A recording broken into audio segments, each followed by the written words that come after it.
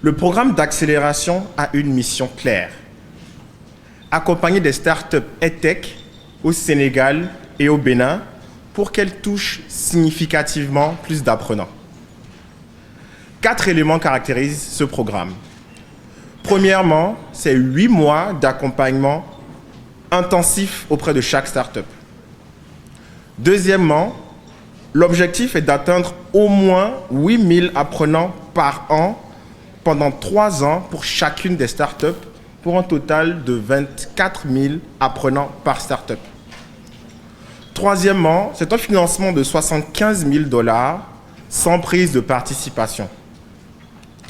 Et enfin, c'est une exigence forte: des solutions inclusives, des solutions accessibles, y compris, surtout peut-être, en zone rurale. C'est 22 startups qui ont été accompagnées par le programme. Ces startups couvrent 4 grands secteurs de l'éducation: le soutien scolaire au collège et au lycée, la formation professionnelle, l'orientation et l'insertion professionnelle et les formations aux technologies émergentes comme l'intelligence artificielle et ou le no-code. Vous conviendrez avec moi que c'est cette diversité qui fait la force de notre portefeuille. Nous nous adressons à toute la chaîne éducative, du jeune élève à l'adulte en reconversion. Cette cérémonie marque bien plus que l'arrivée de nouvelles startups dans le programme. Elle représente une nouvelle étape dans la construction d'un écosystème EdTech capable de répondre concrètement aux défis éducatifs de notre continent. Je voudrais tout d'abord remercier chaleureusement la Fondation Mastercard pour sa confiance renouvelée et son engagement constant en faveur de l'innovation éducative en Afrique. Je tiens également à remercier le ministère de l'Enseignement supérieur, de la Recherche et de l'Innovation du Sénégal pour son engagement en faveur de la transformation du système éducatif. Enfin, je voudrais exprimer ma gratitude au ministère de l'Éducation nationale, en particulier pour son engagement pour la cause de l'inclusion au service de l'éducation nationale et sa disponibilité depuis la jeunesse de ce programme au Sénégal et au Bénin.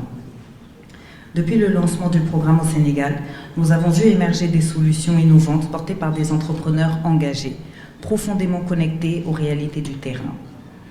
En 2 cohortes, les startups accompagnées ont impacté plus de 246 000 apprenants à travers le Sénégal. Mais derrière ce chiffre, il y a surtout des histoires humaines. Ce sont des élèves qui accèdent plus facilement à des contenus pédagogiques adaptés, des jeunes qui développent des compétences numériques et améliorent leur employabilité, des enseignants qui disposent de nouveaux outils pour accompagner leurs apprenants, des parents qui suivent efficacement la scolarité de leurs enfants et des milliers de jeunes qui découvrent de nouvelles perspectives grâce à la technologie. Les solutions développées couvrent aujourd'hui des enjeux essentiels: accès à l'éducation, apprentissage des STEM, intelligence artificielle appliquée à l'éducation, orientation académique, insertion professionnelle, formation numérique, gestion scolaire ou encore renforcement des compétences des enseignants. Ces avancées démontrent une chose essentielle: l'innovation africaine est capable de produire des solutions pertinentes, adaptée et à fort impact lorsqu'elle est développée au plus près des réalités locales. C'est avec un réel plaisir que je prends part aujourd'hui au lancement officiel de la 3e cohorte de Mastercard Foundation EdTech Fellowship au Sénégal. Je voudrais en premier lieu saluer la Fondation Mastercard et Etrilabs pour la qualité de leur partenariat avec le gouvernement du Sénégal. Une collaboration structurée et surtout tournée vers des résultats concrets au service de notre système éducatif.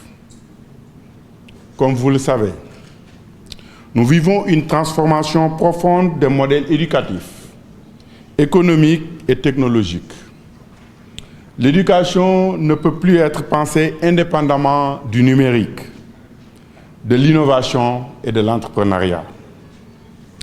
Les technologies éducatives constituent désormais un levier majeur pour démocratiser l'accès au savoir, améliorer la qualité des apprentissages, réduire les inégalités territoriales et préparer notre jeunesse aux métiers de demain. Ce programme Mastercard Foundation et Tech Fellowship est donc particulièrement important pour notre pays et pour notre continent. Les 2 premières cohortes ont démontré de manière tangible la pertinence de cette initiative. Plus de 246 000 apprenants ont été impactés à travers le pays.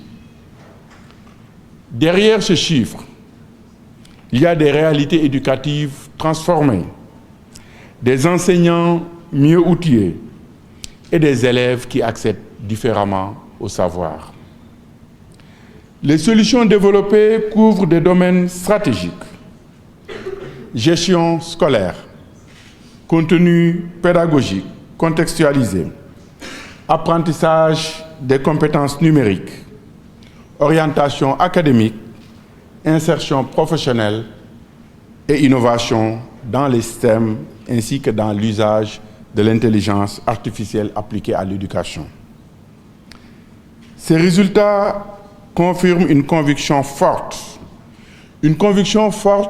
des différents ministères du secteur de l'éducation.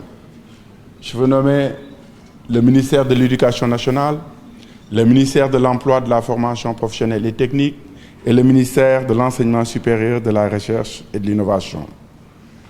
Donc ça confirme une conviction forte que la transformation de l'éducation ne peut être durable sans innovation, mais surtout sans ancrage dans les réalités de terrain et sans coordination étroite entre les acteurs publics, privés et académiques. Mesdames, Messieurs, sous l'impulsion de son Excellence, Monsieur le Président de la République, Bassirou Diomaye Diakhar Faye, et de son Premier ministre, Monsieur Ousmane Sonko, le gouvernement du Sénégal a engagé une dynamique ambitieuse de transformation du système d'enseignement supérieur, de recherche et d'innovation. Cette ambition se concrétise notamment à travers l'agenda national de transformation de l'enseignement supérieur, de la recherche et de l'innovation en TESRI, qui constitue notre cadre stratégique de référence pour bâtir un écosystème de savoir, d'innovation et d'entrepreneuriat capable d'accompagner l'émergence du Sénégal.